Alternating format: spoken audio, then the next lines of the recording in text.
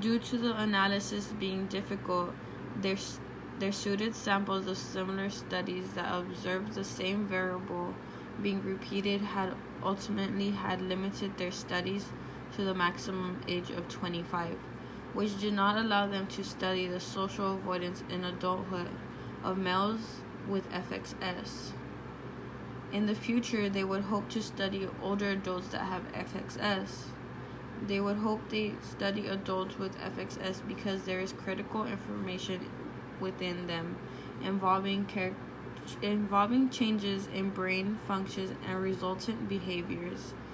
In that article, it showed a lot of them being limited with evidence and with examples of the males, which they are limited with females and they are limited with age. In this slide, it is parental discussion making experiment. A method used for the study was interviewing the parents who have enrolled their children with FXS in a clinical trial in the past and parents that have declined offers to enroll their child with FXS in a clinical trial. The recruitment for parents was executed by the NFXF via website post and was also executed by in-person recruitment at the NFXF 2016 conference. The recruitment was done through NFXF, Twitter, and email list surveys. Parents who were interested in the interview were then scheduled telephone interviews. Parents who were verbally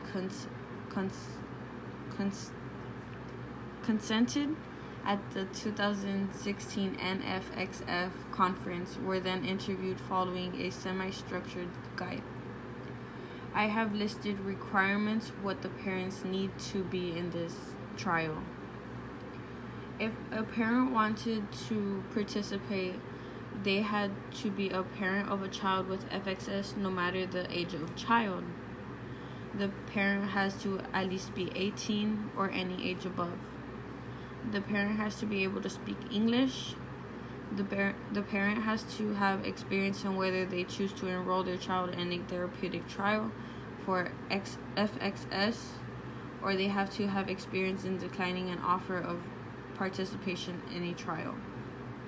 For parents who have declined offers in participating in a trial, they have to receive recruitment information or verbal trial participation offers. Data collection.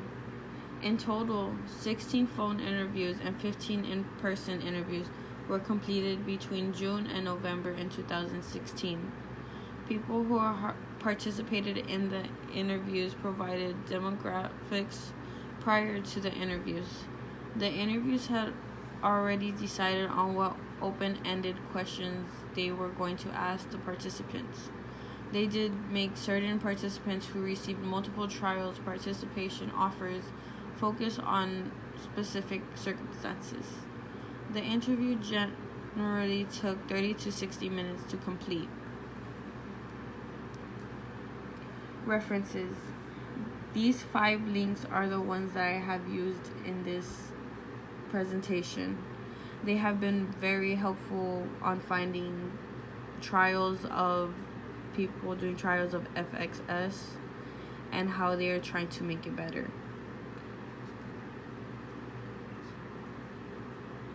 And the limitations and the future directions that they are trying to make. Thank you. This includes my presentation on Fragile X syndrome.